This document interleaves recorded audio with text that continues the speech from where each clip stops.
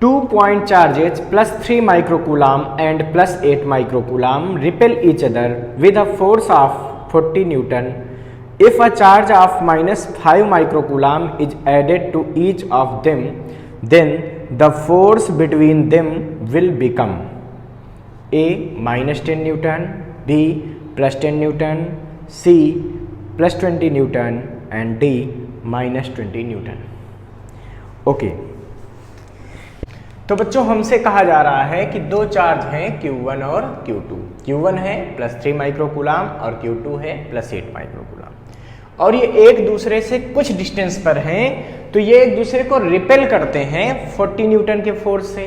तो बच्चों रिपेल करते हैं इसलिए प्लस में फोर्स आया. तो याद रखना कि रिपल्सिव फोर्स जो होता है इस क्वेश्चन में, क्योंकि साइन यूज किया जा रहा है ना बच्चों,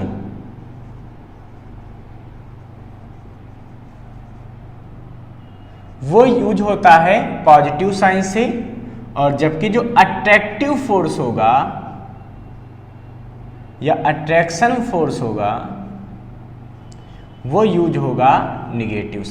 तो बच्चों जो रिपल्सन का फोर्स है वो पॉजिटिव क्यों, क्योंकि प्लस क्यू का मल्टीप्लाई होगा तो रिपल्सन समझो. माइनस माइनस क्यू होता तो भी मल्टीप्लाई करने पे आंसर क्या आता, पॉजिटिव आता, इसलिए उसको पॉजिटिव से ट्रीट करना है. और जो अट्रैक्शन होता है वो कब होता है, जब एक चार्ज पॉजिटिव हो और एक निगेटिव हो, तो जब प्रोडक्ट करोगे तो क्या आ जाएगा, निगेटिव आ जाएगा. इसीलिए अगर अट्रैक्शन फोर्स है तो निगेटिव, इस बात का ध्यान रखना. जैसे यहाँ पे दिया है रिपल्सिव फोर्स है, मतलब ये पॉजिटिव का 40 होगा. ठीक है, ये हमको दिया है कि 40 न्यूटन है. अब कह रहे हैं कि इन दोनों को माइनस 5 माइक्रोकूलाम दे देने पे बताना है कि नेट फोर्स क्या लगेगा. ठीक है, तो पहला तो काम ये करते हैं कि इसकी हम इक्वेशन फाइंड कर लेते हैं. तो भाई सीधी सी बात है, इनिशियली अगर यहाँ पे हम कूलॉम्स लॉ का यूज कर लें, बाई कूलॉम्स लॉ, तो क्या मिलेगा हमको, F इज इक्वल टू मिलेगा 1/4πε0 Q1 Q2 अपान R स्क्वायर. ठीक है, ये पहले के फोर्स की कंडीशन हो गई. बच्चों फाइनल सिचुएशन में कहा जा रहा है, फाइनली उन्होंने बोला, फाइनल कंडीशन ये दिया है हमको कि दोनों को -5 माइक्रोकूलाम का चार्ज दे दिया जाए. तो देखिए अब फाइनल चार्ज ये कितना बचेगा, Q1 वाला +3 पहले से था, इसमें -5 आपने और दे दिया तो क्या हो जाएगा, प्लस का 3 माइनस का 5, यानी टोटल कितना आएगा, यह आ जाएगा 2 माइक्रोकूलाम, वो भी कैसा, निगेटिव. यहां पे जब +8 माइक्रोकूलाम पहले से था, उसमें हमने -5 और दे दिया तो क्या बचेगा बच्चों हमारे पास, 8 और -5, यानी कि ये चार्ज बचेगा हमारे पास 3 माइक्रोकूलाम. ठीक है, अभी भी इनके बीच की डिस्टेंस तो वही है. क्यों, क्योंकि डिस्टेंस के बारे में उन्होंने कोई बात नहीं की, कोई दिक्कत नहीं. अब बच्चों कहा जा रहा है कि अब इनके बीच फोर्स कितना लगेगा, मतलब अब समझो एक चार्ज हो गया -2 माइक्रोकूलाम, एक हो गया +3 माइक्रोकूलाम. तो सीधी सी बात है कि फाइनल फोर्स F डैश कितना लगेगा, यही हमको निकालना है बच्चों.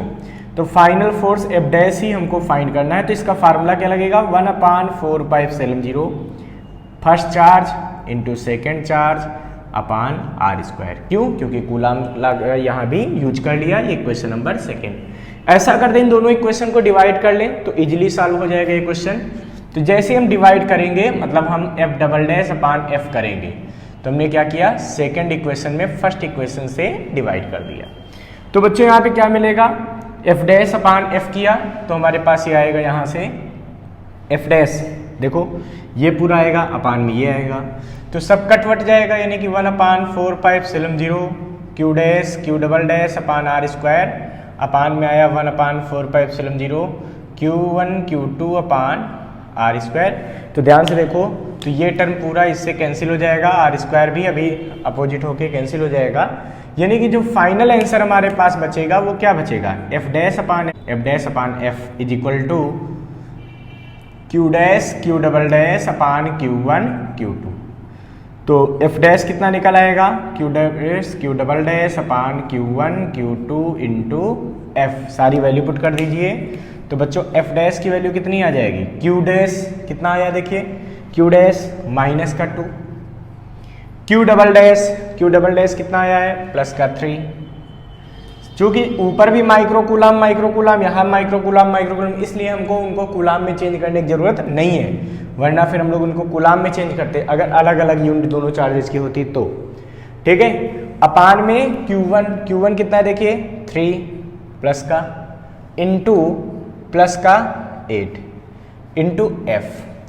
ठीक है बच्चों, और F की वैल्यू भी हमको गिवन है कि शुरुआत में फोर्स कितना लगता है, वो लगता है 40 न्यूटन का, यानी कि F डैश की वैल्यू कितनी आएगी, देखो ये +3 से +3 क्या हो गया, कैंसिल हो गया, ये बचेगा -2/8, क्योंकि ये प्लस माइनस का मल्टीप्लाई, माइनस बचेगा into 40।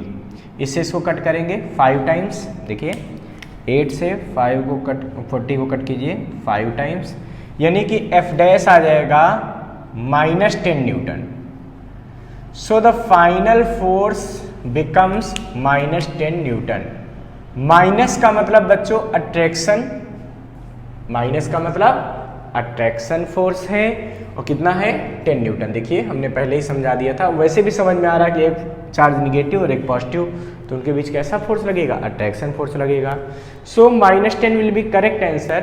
So option A will be correct. जो आपको ऑप्शन दिए गए हैं उसमें से देखिए ए है -10 न्यूटन, वो हमारा करेक्ट हो जाएगा। इसको आप फटाफट नोट कर लीजिए बच्चों।